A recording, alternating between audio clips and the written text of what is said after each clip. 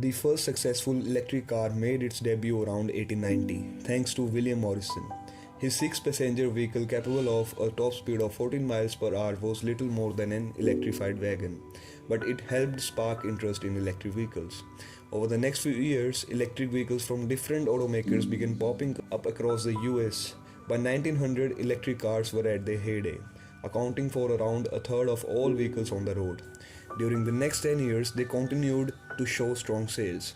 Further, in India in 1996, the first electric vehicle was a three-wheeler invented by Scooters India Private Limited and it was named Vikram Safa. Approximately 400 vehicles were made and sold. In 2000, BEL developed an 18-seater electric bus which became popular too. Then approximately 200 electric vans were made and ran in Delhi, but it did not do that well in the market as it required a high cost for the battery and its low life. Electric vehicles came into existence in 19th century. Earlier, they did not do that well in the market because of its high cost, low speed and short range. So initially the demand declined worldwide.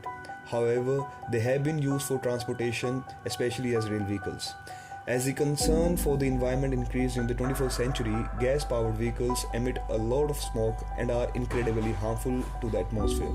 Therefore, the interest in electric vehicles increased too.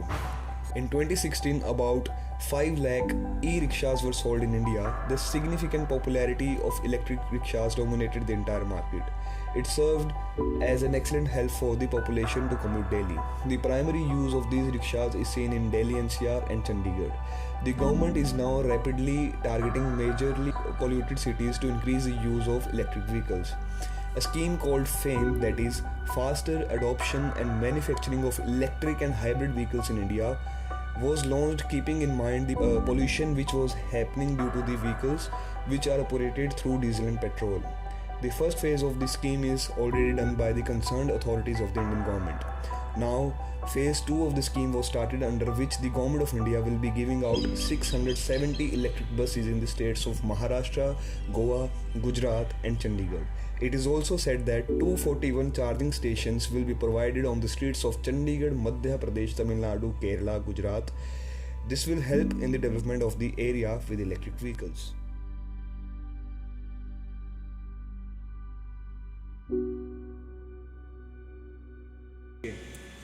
Electrical बसें जो आइशर की हैं, इसकी range अभी तक जो हमने देखी है 160 ऑन एन एवरेज है।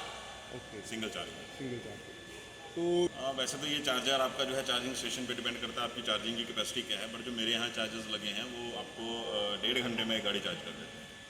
मेंटेनेंस इलेक्ट्रिकल बसेस में बहुत कम है, जो आपका डेली रूटीन एज़ कंपैरिजन तो अगर हम बात करें अपना डीजल का या सीएनजी का, तो उसके मुकाबले बहुत कम है इसकी मेंटेनेंस। शुरुआत में थोड़ा सा कंस्ट्रेंट रहेंगे प्रॉफिट्स के, क्योंकि अभी नए प्रोजेक्ट्स हैं, नए प्रोडक्ट्स हैं, तो काफ़ी चीज़ें रहेंगी और जैसे जैसे ये ऑन गो बढ़ती जाएंगी चीज़ें, यूजेस ऑफ इलेक्ट्रिकल बढ़ेगा, अब कॉस्ट आपकी ऑप्टिमाइजेशन पे आती रहेगी। गवर्नमेंट ने अच्छा स्कीम है कि जो भी हम इलेक्ट्रिकल बसेस करेंगे, इलेक्ट्रिकल व्हीकल पे जाएंगे तो सब्सिडाइज करेंगे। अच्छा है, एज ऑन डेट अगर मैं अपना भी एक्सपीरियंस बोलूँ तो हमें भी सब्सिडी में उन्होंने फ़ायदा मिला है।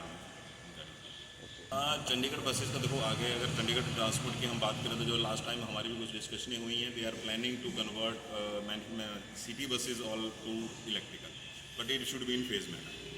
चंडीगढ़ ट्रांसपोर्ट के अंदर जो इलेक्ट्रिकल बसेस चल रही हैं वो 80 बसेस चल रही हैं, जिसमें से 40 अशोक लेनेट की और 40 आइशर की। तो सबसे बड़ा मेजर फैक्ट्रीज में यही है कि आपकी जो इलेक्ट्रिकल बसेज हैं पोल्यूशन फ्री है, तो आपको ये बहुत इन्वायरमेंटल चेंज को लेकर बहुत बड़ा रोल प्ले करेगी इलेक्ट्रिकल बसेज, और इन फ्यूचर्स में काफ़ी डिपेंडेंसी हमारी इलेक्ट्रिकल पे है। आपका नाम क्या है? सुंदरलाल जी। कितना टाइम हो गया आपको ये इलेक्ट्रिक व्हीकल चलाते हुए? 2 साल हो गया जी। और एक बार में चार्ज करने के बाद कितना टाइम तक चल जाती है ये जाता है 120 किलोमीटर जी। और कितना टाइम लग जाता है एक बार में चार्ज होने में? ये चार्ज होने में 10 घंटा लग जाता है। 10 घंटा? हाँ जी। और चार्ज करने में कितना बिजली का खर्च आ जाता है और उसके बाद कितना चलने में प्रॉफिट हो जाता है सारा? एक दिन चार्ज करने में 70 रुपये का खर्चा है जी। और दिन की कमाई कितनी हो जाती है आपकी? अगर जो यहाँ चलता रहे काम तो कम से कम 1500 रुपये का काम होगा जी। आप अगर हम बात करें सीएनजी व्हीकल और ये इलेक्ट्रिक व्हीकल में, तो आपको दोनों में से किस में क्या ज्यादा फर्क लगता है? ये बढ़िया रहेगा इसलिए जी कि इसमें 250 रुपये किराया देंगे उसका, उसके बाद में सीएनजी अपना भराना पड़ेगा जी। और इसका मैं 450 रुपये किराया देता हूँ, पूरा दिहाड़ी चलाता हूँ जी। कितने कितने लोग हैं जी? आ रहा हूँ जी। सीएनजी और इलेक्ट्रिक व्हीकल में क्या फर्क दिखता है आपको? इसमें यही फर्क लगता है जी कि हमको उसको 250-300 रुपये रोज का किराया देना पड़ेगा। सीएनजी आप हमको भराना पड़ेगा जी, तो उसमें पड़ गया कम से कम 700 रुपये का खर्चा। इसमें पड़ेगा 450 रुपये का खर्चा जी हमारे को किराया।